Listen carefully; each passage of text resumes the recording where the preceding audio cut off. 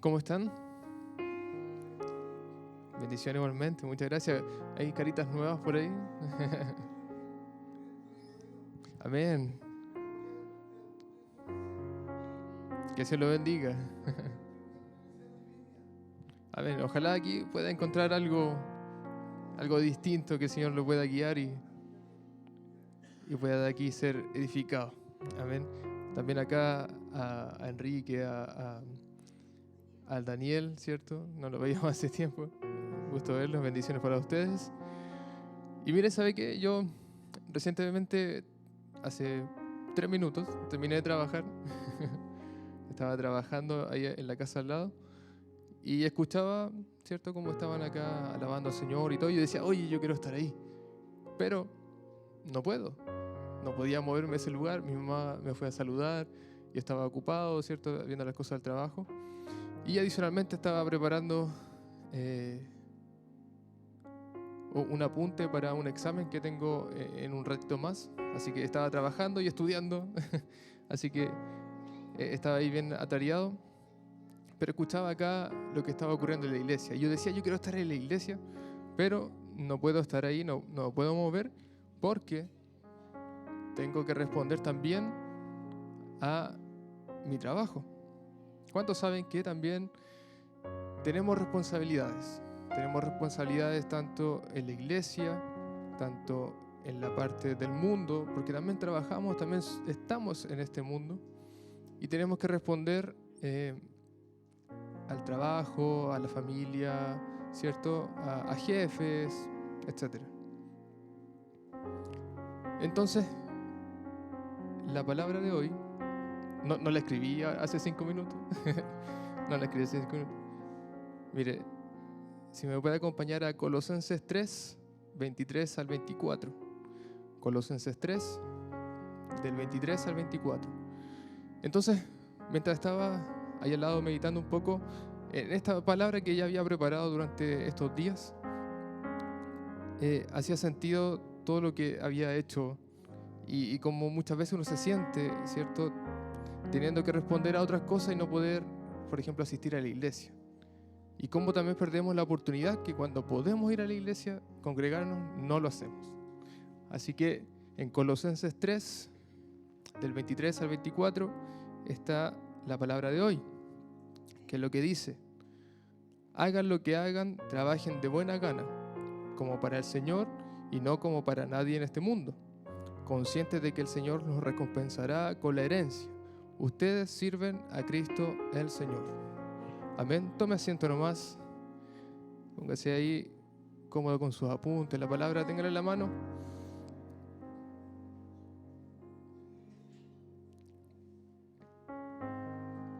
Colosenses 3, 23 al 24. Entonces miren, les tengo una pregunta a ustedes. ¿Cuántos de aquí les gusta trabajar? ¿A cuántos les gusta trabajar? Amén. ¿O usted se levanta de mala gana a las 4 de la mañana para viajar 2 horas a su trabajo, día tras día, y llegar a fin de mes y quizás tener ahí un incentivo que le dura un día?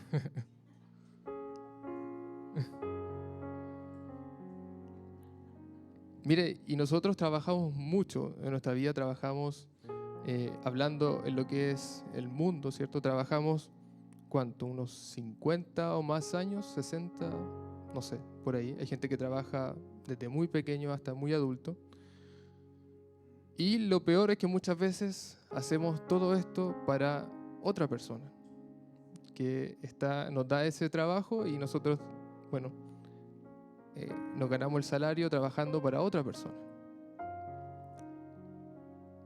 ¿Y qué es lo que ocurre? Mire, remóntense a los tiempos donde se declaró esta palabra en Colosenses.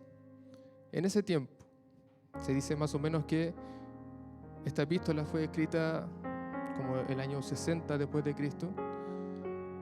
Así que remóntese a ese tiempo, imagínenselo cómo puede haber sido este Colosenses La ciudad de Colosas estaba cerca de Roma, de toda esa península. Así que imagínense más o menos el ambiente. Y en ese tiempo, ¿qué es lo que existía en ese tiempo? Existía esclavitud. Habían hombres, mujeres, niños que eran considerados esclavos, ¿cierto? Al ser considerados esclavos, ellos no tenían ninguna consideración, no tenían nada, eran herramientas literalmente. Y ellos tenían que trabajar, pero no tenían ninguna paga. Finalmente su paga era estar vivos prácticamente. Ahora piense en su realidad. Hoy en día, en usted mismo. ¿Se siente usted agradecido de no estar en ese tiempo? De que si usted trabaja le espera una recompensa. Como que dice, recibiréis la recompensa de la herencia. Ellos trabajaban, los esclavos, ¿cierto? Y muchas veces no tenían ninguna ganancia, no tenían ninguna herencia. Pero hoy usted y yo tenemos una libertad. Amén. Una libertad. Toma ese concepto ahí. Una libertad. Entonces, aún en este tiempo, levantándonos muy temprano, viajando muy lejos, trabajando y estemos cansados, pero aún en este tiempo debemos estar agradecidos de que no estamos en aquellos tiempos. Amén. Ahora piense, cuando estaba Pablo, ¿cierto?, aquí y declara esta palabra, ¿sería usted capaz de ir y decirle a todos esos esclavos, ustedes son libres? Siendo que su realidad era otra. ¿Cuánto más nosotros en este tiempo debemos ir a los esclavos, no terrenales, sino que los esclavos espirituales? Amén. A la gente que está oprimida espiritualmente, la gente que está esclavizada, hablando de un aspecto espiritual, y al igual que Pablo, como lo declara, que dice, ustedes son libres, nosotros ir a declararle a esa gente libertad. Amén. Y el tema central de esta palabra es en ese tiempo en que fue declarado Colosenses 3, 23 a 24, existía un real sometimiento a la esclavitud. Y ahora, en este tiempo, pregunto nuevamente, ¿seguimos siendo esclavos? Amén. ¿Es usted libre de decirle al Señor en cualquier momento, Señor, aquí estoy disponible? O depende muchas veces de decir, no, pero tengo que hacer otra cosa primero. Y somos esclavos, quizás no de un amo terrenal que nos está sometiendo, sino que somos esclavos de una u otra cosa. Entonces quiero que me acompañe a descubrir algo muy importante, que es el señorío de Cristo. Cristo el Señor. Amén. Entonces, como les decía, contextualizando aún más esto, cuando Pablo escribe esta epístola, este mensaje, él se encontraba encarcelado. Dicen los estudiosos que probablemente estaba en Roma encarcelado. Y desde ahí escribe esta epístola a los hermanos colosenses. Y Pablo tiene que escribir esta epístola, esta palabra, por algo que estaba ocurriendo en la iglesia. Y la escritura y la motivación de la palabra es para apuntalar, ¿cierto?, para levantar la fe de los colosenses. No en el sentido de que la fe de ellos estaba decayendo o por el contrario. Hay una parte en la palabra que dice que Pablo se alegraba por el buen orden y la firmeza en la fe de estos hermanos. Pero ¿por qué Pablo tenía que escribirles una carta para levantarles la fe, para sustentarle y ponerles una especie de argumento de por qué no deben dudar de su fe? Es porque se dice que estaba ocurriendo dentro de la iglesia una especie de filosofía, una corriente, una ideología que estaba ocurriendo dentro de la iglesia de Colosas. Y ¿Qué es lo que pasaba con esto? Que estaba llevando a que los hermanos de Colosas, de los colosenses, se sintieran ridículos por la fe que ellos profesaban. Se sintieran ridículos de su esperanza y de su fe. ¿Y qué es lo que hacía que ellos se cuestionaran esto? ¿Qué es lo que hacía y decía esta filosofía? Esta filosofía o estas corrientes, ¿qué es lo que hacían? Restaban el valor a la supremacía de Cristo y la suficiencia de la salvación que tenemos en Cristo. Y cuando estaba analizando esto me recordé que nosotros aún en este tiempo también sufrimos de este tipo de cosas. También sufrimos de repente ataques a nuestra ideología, a nuestra fe, y son ataques que van a eso, a tratar de derribarnos nuestra fe en Cristo. Imagínense, ellos estaban ahí también luchando contra estas corrientes. En Colosenses 3:1, Pablo, ¿qué es lo que hace? Los exhorta a buscar las cosas de arriba. Si pueden poner acá, Franco, Colosenses 3:1, dice, si pues habéis resucitado con Cristo, aquí lo que Pablo está haciendo es argumentando a favor de su fe. Buscar las cosas de arriba, donde está Cristo sentado a la diestra de Dios. ¿Y por qué Pablo empieza a decir, busquen las cosas de arriba, busquen lo de arriba, busquen las cosas, no las cosas de la tierra? Porque esta corriente, además de cuestionar la supremacía de Cristo, la suficiencia de su salvación, decía, oye, pero quizá la salvación no es tan un regalo como la venden estos profetas y estos apóstoles. Quizás para la salvación tenemos que hacer algo mucho más. Y a qué caía mucha gente, muchos miembros de esa iglesia, era a realizar algunos actos terrenales, ya sea, no sé, rituales, por ejemplo, amuletos y cosas de ese estilo. Entonces Pablo, para contrarrestar toda esa tendencia, ¿qué es lo que dice? Busquen las cosas de arriba, no las de la tierra. Entonces la iglesia estaba sufriendo un ataque ideológico directamente a su fe. Los miembros se estaban sintiendo ridículos, cuestionaban si en realidad lo que Cristo había hecho bastaba y si era tan gratuita la salvación. Le cuestionaban eso. ¿Le parece similar este escenario? ¿Puede decir usted, quizás esto también está pasando hoy? Y también pasa muchas veces. Que hay gente que dice, en las redes sociales sobre todo, es muy común buscar ahí usted 2 clics y hay gente que habla de que Cristo no era la deidad en sí mismo, sino que era solo una persona. Y usted se va a encontrar con argumentos varios.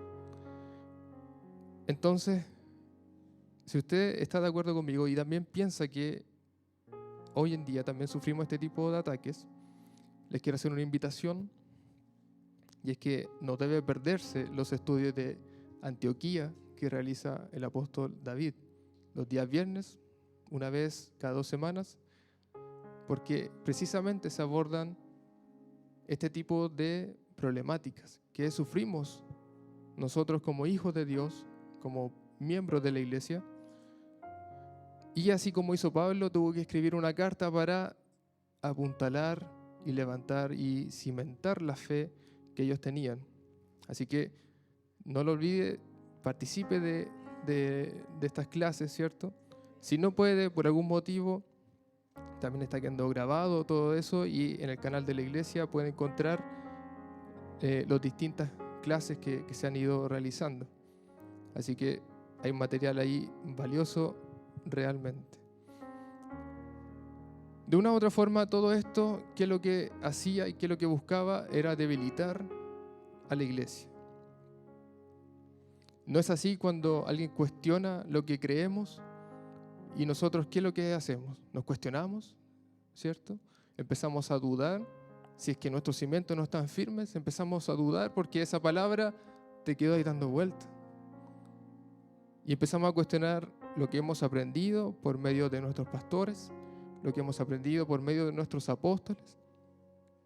Entonces Pablo, para contrarrestar este tipo de argumentos, él, ¿qué es lo que hace? Argumenta, ¿cierto? Un contraargumento a favor de la suficiencia de Cristo, la supremacía de Cristo.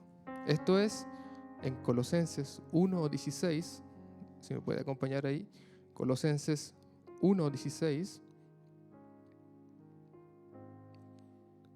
que es lo que comienza diciendo Pablo. Dice, porque en Él fueron creadas todas las cosas, las que hay en los cielos y las que hay en la tierra, visibles e invisibles, sean tronos, sean dominios, sean principados, sean potestades, todo fue creado por medio de Él y para Él. Lo primero que dice Pablo es que en Cristo hay una excelencia de que todo, ¿cierto?, viene de Él y todo va a Él. Luego en Colosenses 1:20, argumentando a favor de Cristo, dice, y por medio de Él reconciliar consigo todas las cosas. Y por medio de Él, Cristo, reconciliar consigo todas las cosas. Y que por medio de la fe, ¿cierto?, todas las cosas fueron reconciliadas. En Colosenses 1:18 también Pablo dice que Cristo es la cabeza de la iglesia. En Colosenses 2:10 dice, y que Él es cabeza y ha vencido sobre todo poder y toda autoridad y hueste, ¿cierto? Amén. Y adicionalmente, si todo esto que Pablo estaba argumentando declara además 3 realidades y verdades. En Colosenses 2:8-9, Colosenses 2:8-9, dice, mirad que nadie os engañe por medio de filosofías y huecas sutilezas, según las tradiciones de los hombres. Era lo que les decía de esta filosofía que estaba atacando ahí a la iglesia, conforme a los rudimentos del mundo y no según Cristo. Porque en Él habita corporalmente toda la plenitud de la deidad. En Cristo estaba todo. Amén. Y esa era una verdad. Es una verdad. Adicionalmente, Pablo dice, nosotros como creyentes estamos completos en Cristo. Y Cristo tiene toda autoridad sobre todo. Con esos argumentos, Pablo dice, con esto es suficiente. No necesitan nada más porque Cristo es suficiente. Entonces ustedes no necesitan nada más, les dice Pablo, ni otro mediador, ni otro salvador, ni otro medio que no sea Cristo para conseguir la salvación. Amén.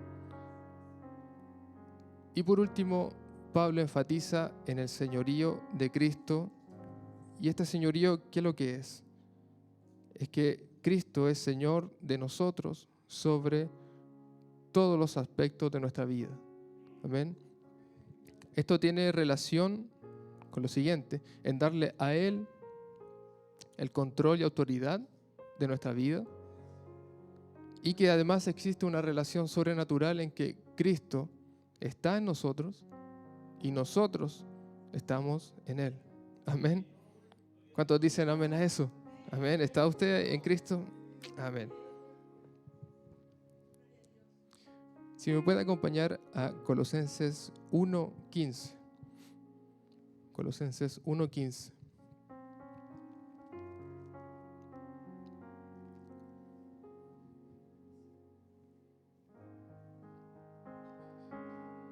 Entonces, continuando con lo que Pablo estaba argumentando, ¿a qué se refiere cuando dice que Cristo es suficiente como Salvador?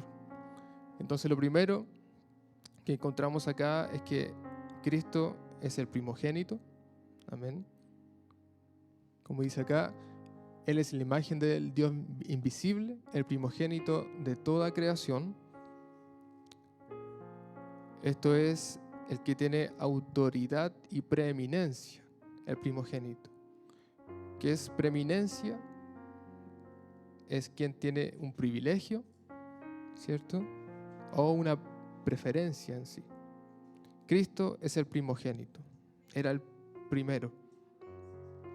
Entonces, mire, importante aquí que esta palabra, el primogénito, tiene una connotación bien especial si usted puede recordar o puede ir a lo que dice Juan 3:16, ¿cierto? Porque de tal manera amó, usted conoce el pasaje, y dice que entregó a su Hijo unigénito. Amén. Si usted recuerda ese pasaje y toma Colosenses 1:15, en Juan se refiere como al unigénito y en Colosenses como el primogénito. Hay una diferencia ahí en cómo se describe a Cristo. Entonces, este cambio se explica principalmente por lo que Cristo realizó en la cruz, amén, que por medio de Él, como decía Pablo anteriormente, reconcilió consigo mismo todas las cosas. En el Antiguo Testamento, en Génesis 6:3, el Señor declara: mi espíritu no permanecerá en el ser humano o no va a contender contra el espíritu del humano. Y vemos que acá Cristo reconcilia lo que el Señor había declarado anteriormente. Entonces, a través de Cristo es por el medio por el cual nosotros podemos disfrutar de la presencia y de la vida de Dios. Amén. Esto es la suficiencia de Cristo. Entonces es a través de Cristo por el cual nosotros podemos disfrutar de esta vida Zoe, esta vida indestructible del Señor, y que Cristo sea el primogénito, como lo detalla en Colosenses, significa que nosotros somos hechos hijos de Dios. Él es el primogénito de esta hermandad. Amén.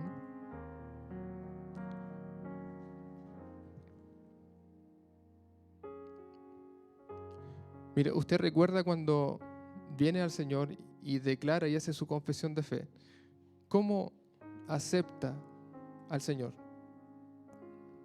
Como Señor, ¿cierto?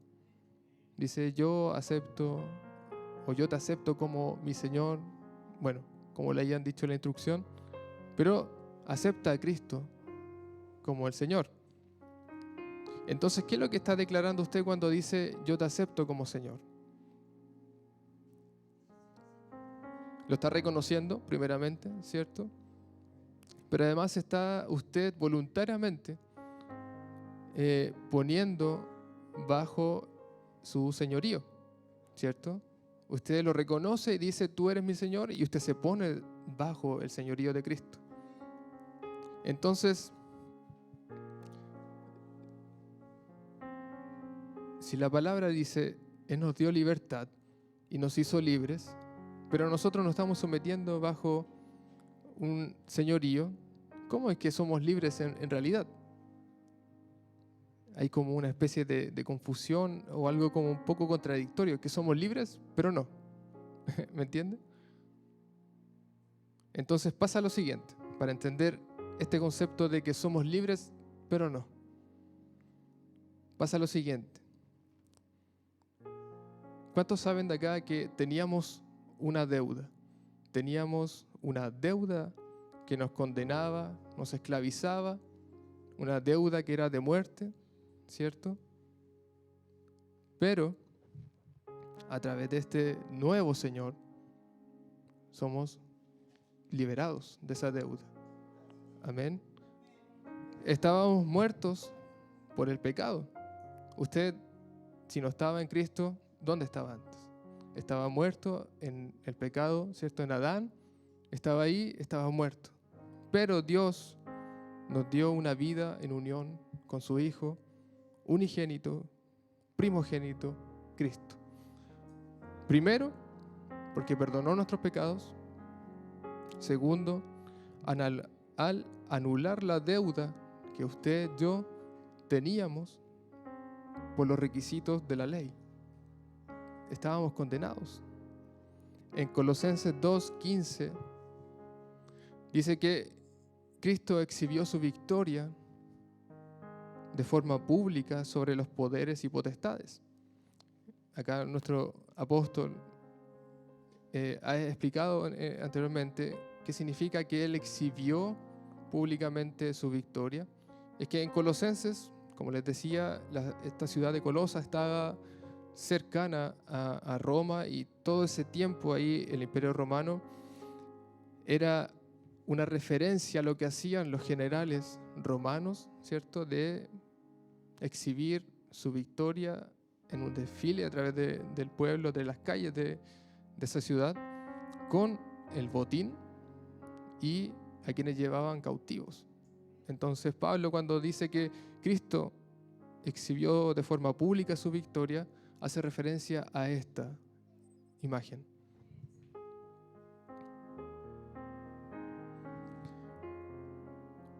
Cuando Pablo llama a la iglesia y a los miembros de la iglesia de Colosenses a buscar las cosas de arriba, dice: pongan su atención en ellas. Y les recuerda además que nuestra vida está escondida con Cristo en Dios. Amén. Estamos ahí dentro de Cristo y además cubiertos por el Señor.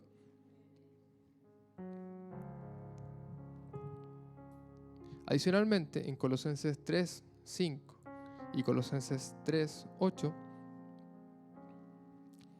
nos llama Pablo también a dejar de lado cosas que son de la carne, cosas que son de la naturaleza física normal. ¿Y qué es lo que menciona en estos pasajes Pablo? Dice, y nos llama a quitarnos el ropaje de la vieja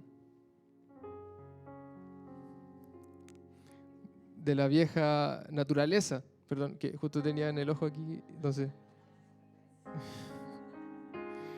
dice Pablo, Colosenses 3, si pueden poner, despierten. Hey. Colosenses 3:5, si lo pueden poner ahí, Franco. Colosenses 3:5 dice: haced morir pues lo terrenal en vosotros, ¿cierto? Y da, ¿cierto?, ahí una serie de cosas. Y el 3:8, pero ahora dejad también vosotros todas estas cosas, ¿cierto? Y da otra serie de cosas terrenales que debemos dejar de esta vieja naturaleza. Esta vieja naturaleza que era un ropaje que nos esclavizaba, un ropaje de esclavos y condenados. Y si vamos a Lucas 15:20, Lucas 15:20, quiero que no deje de pensar en lo que estábamos viendo de este ropaje de la vieja naturaleza, y busque Lucas 15:20.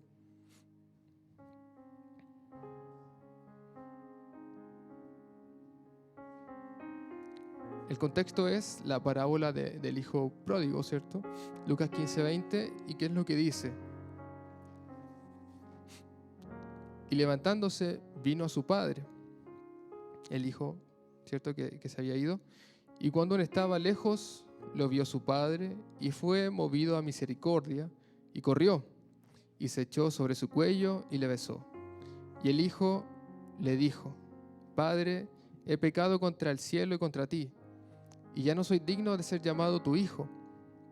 Pero el padre dijo a sus siervos: sacad el mejor vestido y vestidle. Amén. ¿Qué es lo que hizo el padre con el hijo pródigo? Le cambió su ropa. Amén. ¿Qué es lo que hace el Señor? Cuando tú, ¿cierto?, lo aceptas como el Señor, te dice: este ropaje fuera. te doy una nueva vestidura y te reviste. ¿De qué te reviste? Dice, nos quita este viejo ropaje y nos da uno nuevo, una nueva naturaleza, donde Cristo es todo y Cristo en todos. Amén.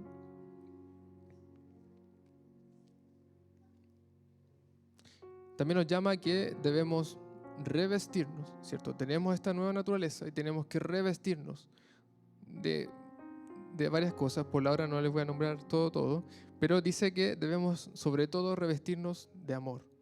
Amén. Que es el vínculo perfecto.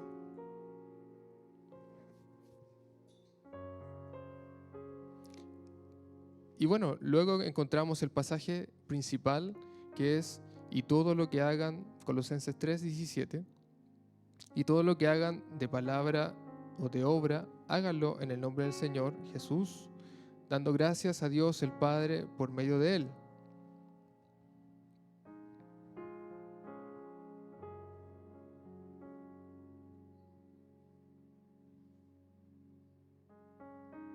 Y en Colosenses 3:23-24 hay algo muy similar y dice: hagan lo que hagan, trabajen de buena gana, como para el Señor y no como para nadie en este mundo, conscientes de que el Señor los recompensará con la herencia. Ustedes sirven a Cristo el Señor. Y mira, aquí Pablo estaba hablando directamente a los esclavos de ese tiempo que se encontraban en ese lugar.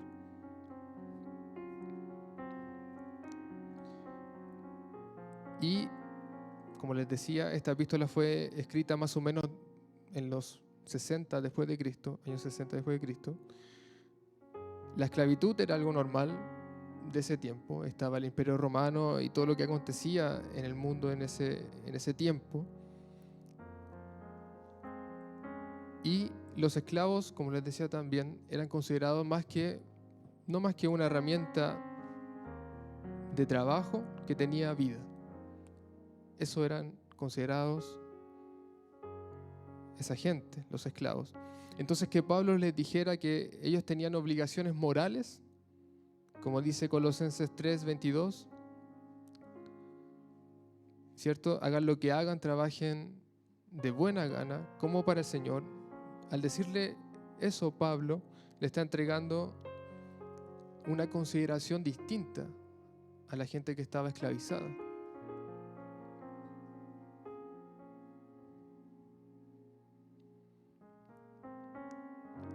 Y era considerarlos a ellos, estas herramientas con vida, como seres humanos igual que el resto. Y en Colosenses 3:11, el apóstol además afirma que estar en Cristo nos otorga una nueva posición. Ya no somos esclavos, ¿cierto? Sino que ahora tenemos una nueva posición en Cristo. Y recordemos cuál es nuestra posición en Cristo. ¿Cuál es nuestra posición en Él? Amén. Si usted recuerda lo que dice en Colosenses 3:1, ¿cierto?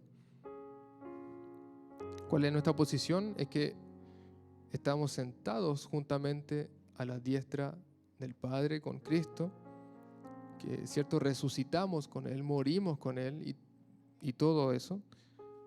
Y esa es nuestra posición, allá, sentados con Cristo a la diestra del Padre. Pero ¿cuál era la condición de estos esclavos? Ellos estaban realmente esclavizados. Esa era su condición terrenal.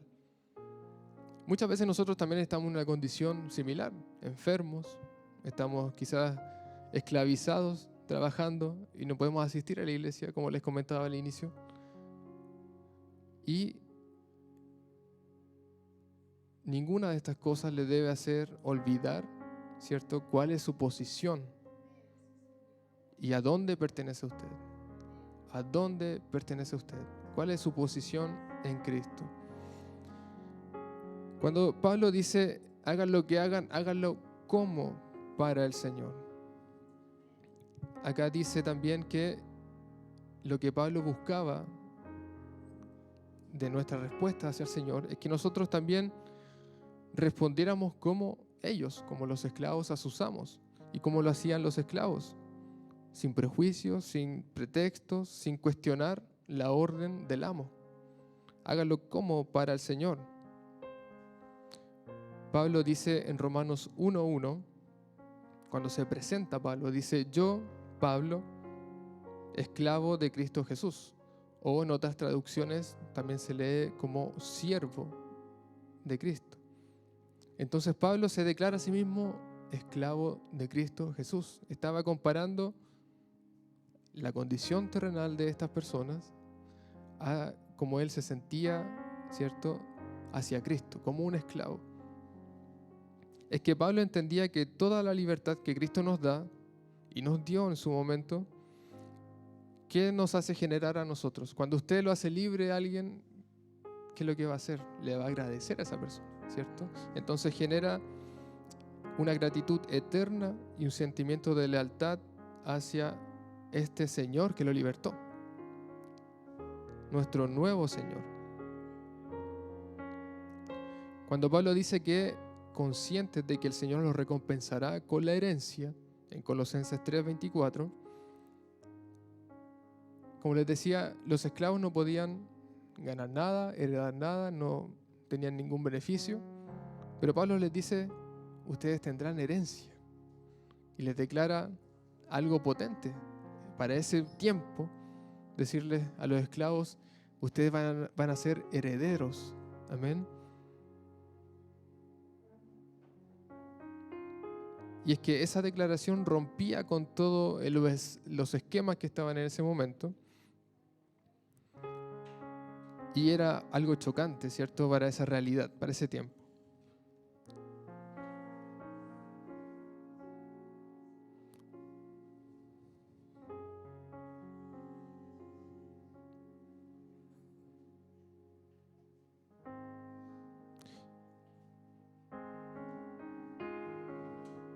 Entonces, mire,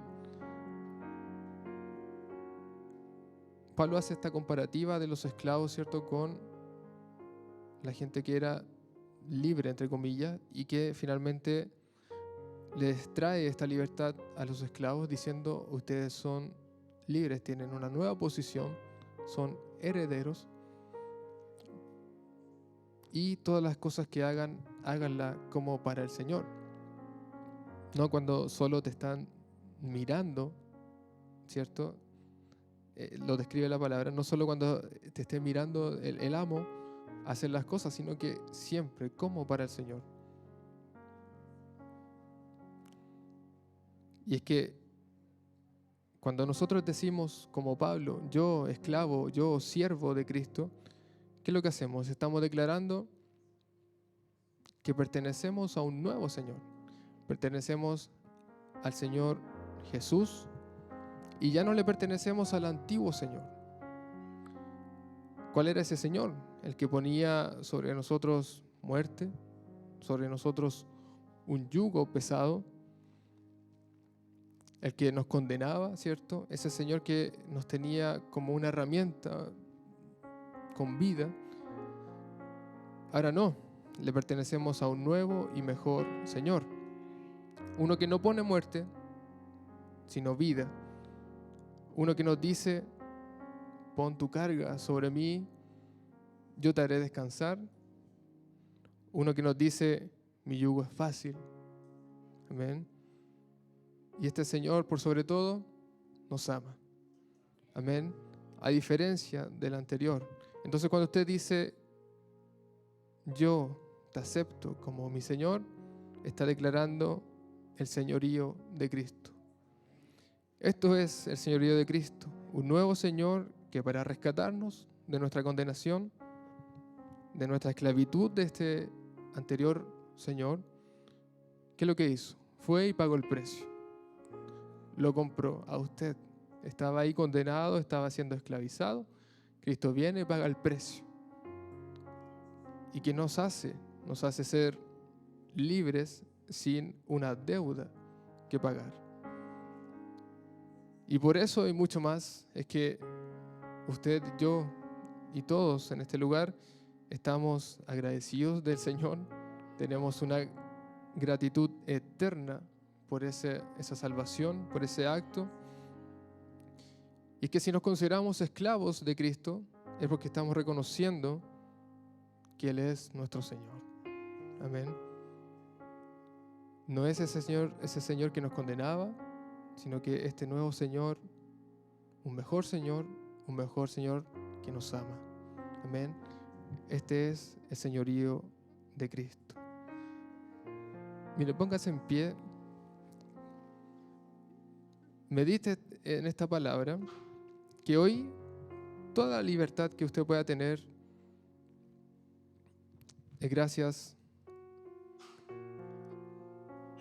a que alguien pagó el precio. A que alguien pagó el precio y lo hizo libre. Amén. ¿Y nosotros qué podemos hacer? Como dice Pablo, yo esclavo, yo siervo de Cristo, lo único que podemos hacer es obedecerle a Él. Es retribuir de alguna forma lo que Él hizo. Es retribuir de alguna forma todo este acto sublime, todo este acto poderoso. Y que en Él tenemos suficiente salvación, en Él estamos completos, como dice la palabra. No necesitamos de otra cosa más que Cristo, que no necesitamos, ¿cierto?, buscar en otro lado, que no necesitamos alguien más que nos rescate, porque ya alguien pagó el precio. Amén. Así que adórele ahí al Señor donde está. Dele gracias.